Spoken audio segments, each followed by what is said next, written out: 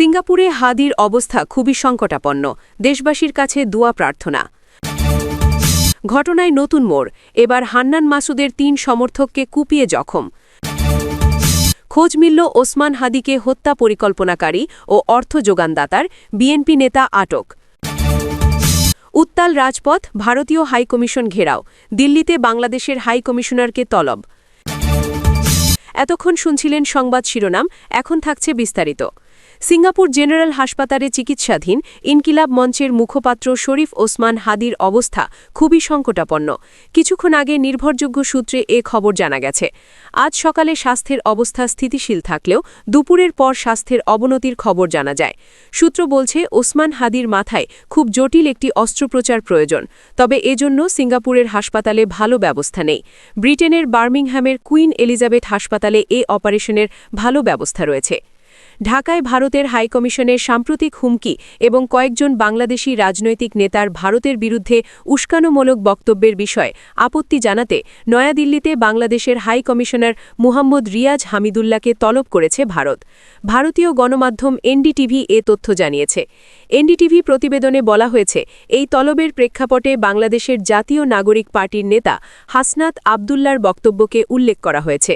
NDTV জানায়, বাংলাদেশের ৫৫তম বিজয় দিবস উদযাপনের সময় দেওয়া এক বক্তব্যে হাসনাত আবদুল্লা বলেছেন, 7 সিস্টার্সকে ভারত থেকে আলাদা করা হবে। এ বিষয়ে ভারতের পররাষ্ট্র মন্ত্রণালয়ের পক্ষ থেকে বলা হয়েছে, আমরা আশা করি বাংলাদেশের সরকারের অন্তর্বর্তীকালীন প্রশাসন অভ্যন্তরীণ আইন শৃঙ্খলা বজায় রাখতে প্রয়োজনীয় সব পদক্ষেপ নেবে শান্তিপূর্ণ নির্বাচনের জন্য। হাদিকে গুলির আগের রাতেই হত্যাচেষ্টার ইঙ্গিত দিয়েছিলেন শুটার ফয়সাল।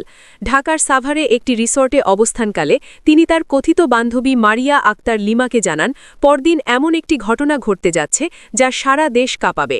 পরদিনই প্রকাশ্য দিবালকে রাজধানীর পল্টন এলাকায় বক্স কালভার্ট রোডে জুলাই যোদ্ধার শরীফ ওসমান বিন হাদির ওপর চালানো হয় গুলি। গ্রেফতার আসামিদের জিজ্ঞাসাবাদ ও তদন্তে পাওয়া এসব তথ্য নতুন করে চাঞ্চল্য সৃষ্টি করেছে। আইন শৃঙ্খলা বাহিনীর তদন্তে উঠে এসেছে, মুহাম্মদপুরের সাবেক এক কাউন্সিলর ছিলেন এই ঘটনার মাস্টারমাইন্ড। অন্তত ২০ জনের একটি সংগঠিত গ্রুপ হত্যাচেষ্টা, অর্থায়ন, অস্ত্র সরবরাহ, পালিয়ে যাওয়া এবং সীমান্ত পারাপারে সহায়তায় জড়িত। র্যাব ও পুলিশের অভিযানে এখন পর্যন্ত ৯ জন গ্রেফতার হয়েছেন। উদ্ধার হয়েছে আগ্নেয়াস্ত্র, গুলি, ম্যাগাজিন এবং কয়েক কোটি টাকার চেক। গ্রেফতারদের রিমান্ডে চাঞ্চল্যকর তথ্য মিলছে এবং আরও শুটার গ্রুপ সক্রিয় থাকতে পারে বলে আশঙ্কা করছে গোয়েন্দা সংস্থাগুলো। এসব তথ্যের ভিত্তিতে পুলিশ ধারণা করছে, এ ধরনের একাধিক শুটার গ্রুপ মাঠে সক্রিয় থাকতে পারে। এজন্য গোয়েন্দা সংস্থার চৌকস সদস্যরা সন্দেহভাজন সন্ত্রাসীদের অবস্থান চিহ্নিত করতে একযোগে মাঠে কাজ করছেন। তদন্ত সংশ্লিষ্ট দায়িত্বশীল এক কর্মকর্তা যুগান্তরকে বলেন, ওসমান হাদিকে হত্যার লক্ষ্যে কয়েক কোটি টাকা ইনভেস্ট করার প্রাথমিক তথ্য মিলেছে। শুটার ফয়সালের বাসা থেকে বেশ কিছু চেকও উদ্ধার করা হয়েছে। ওইসব চেকে ফয়সালের স্বাক্ষর রয়েছে। এসব নিয়ে যাচাই বাছাই চলছে। রাজধানীর আগারগাঁওয়ের কর্নেল গলিতে ফয়সালের বোনের বাসার নিচ থেকে হত্যাচেষ্টায় ব্যবহৃত আগ্নেয়াস্ত্রের ২টি ম্যাগাজিন ও ১১ রাউন্ড গুলি উদ্ধার করেছে র্যাব। র্যাব জানিয়েছে, ম্যাগাজিন ও গুলি বোনের বাসা থেকে নিচে ফেলে দেওয়া হয়, সেখান থেকে উদ্ধার করা হয়েছে। এছাড়া হাদির উপর গুলিবর্ষণে ব্যবহৃত অস্ত্রসহ ২টি বিদেশি পিস্তল, ২টি ম্যাগাজিন, একটি খেলনা পিস্তল ও ৪১ রাউন্ড গুলি নরসিংদী সদর উপজেলার তরুয়ার এলাকার মোল্লার বাড়ির সমানে তরুয়ার বিলে পানির মধ্য থেকে উদ্ধার করেছে র্যাব। শুটার ফয়সালের বাবা হুমায়ুন কবির ও মা মোসাম্মদ হাসি বেগমকে র্যাব ৩ গ্রেপ্তার করেছে।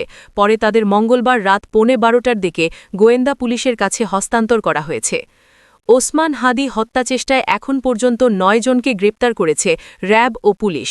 তারা হলেন ফয়সালের স্ত্রী সাইদা পারভিন সামিয়া, শ্যালক মাহিদ আহমেদ শিপু, ঘনিষ্ঠ বান্ধবী মারিয়া আক্তার লিমা, হামলায় ব্যবহৃত মোটরসাইকেলের কথিত মালিক আব্দুল হান্নান, সীমান্ত এলাকায় মানব পাচারে জড়িত সন্দেহে সঞ্জয় চিসিম ও সিবিরন দিও এবং ফয়সালের ঘনিষ্ঠ সহযোগী ও মোটরসাইকেলের মূল মালিক মোহাম্মদ কবির।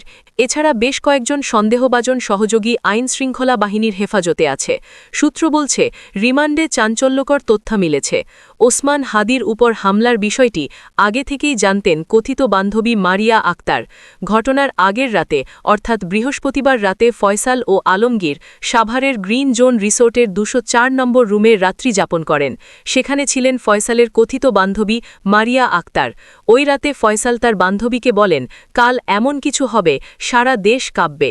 শুক্রবার সকাল 8:27 তারা রিসোর্ট ছেড়ে একসঙ্গে ঢাকায় আসেন। মারিয়াকে 3000 টাকাও দেন ফয়সাল।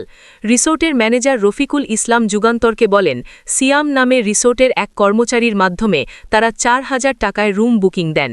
গ্রেপ্তার আসামিদের জিজ্ঞাসাবাদে পাওয়া তথ্য বলছে, শুক্রবার দুপুরে হামলা চালানোর সময় ব্যবহৃত মোটরসাইকেলের নম্বর প্লেটটি ছিল ভুয়া।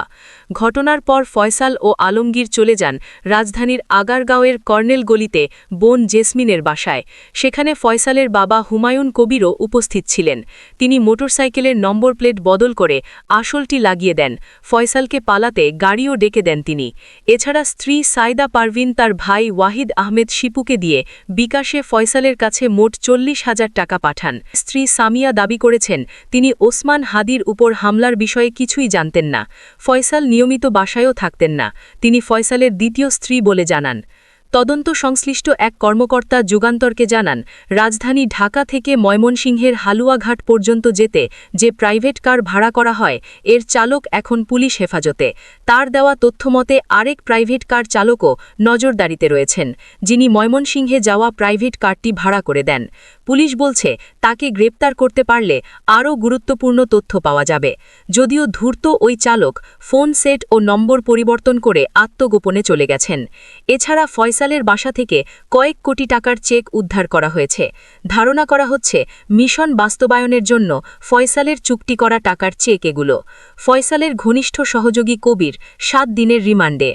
নারায়ণগঞ্জের ফতুল্লা এলাকা থেকে গ্রেপ্তার মোহাম্মদ কবিরকে মঙ্গলবার আদালতে হাজির করে 10 দিনের রিমান্ড চেয়ে আবেদন করেন মামলার তদন্ত কর্মকর্তা ডিবি পুলিশের মতিঝিল জোনাল টিমের ইন্সপেক্টর ফয়সাল আহমেদ।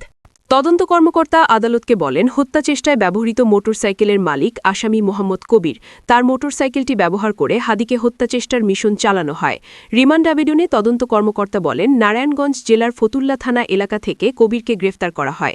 প্রাথমিক জিজ্ঞাসাবাদে সে ঘটনার পূর্ব পরিকল্পনা, সহযোগী ও অর্থায়নকারীদের বিষয়ে গুরুত্বপূর্ণ তথ্য দিয়েছে। রাষ্ট্রপক্ষের প্রসিকিউটর কাইয়ুম হোসেন নয়ন আদালতের রিমান্ড শুনানিতে বলেন, কবির আদাবর থানার স্বেচ্ছাসেবক লীগের যুগ্ম সমন্বয়ক। যে মোটরসাইকেলে প্রকাশ্য দিবালোকে হাদিকে গুলি করা হয়, সেখানে এ আসামি উপস্থিত ছিল। কবির ফয়সালকে নিয়ে হাদির বাসায়ও যায়। ভিডিও ভাইরাল হলে সে আত্মগোপনে চলে যায়। হাদিকে হত্যাচেষ্টার অস্ত্র সরবরাহ করেছে কবির। এই কবিরই ওই মোটরসাইকেলের মালিক। এদিকে আদালতে কবিরের পক্ষে কোনো আইনজীবী ছিলেন না। তার কিছু বলার আছে কিনা জানতে চান আদালত। পরে কবির আদালতকে বলেন, আমি উবার গাড়ি চালাতাম। মাঝে মধ্যে ফয়সাল করিম মাসুদ আমাকে ফোন দিত, আমাকে গুলশান সহ বিভিন্ন জায়গায় নিয়ে যেত।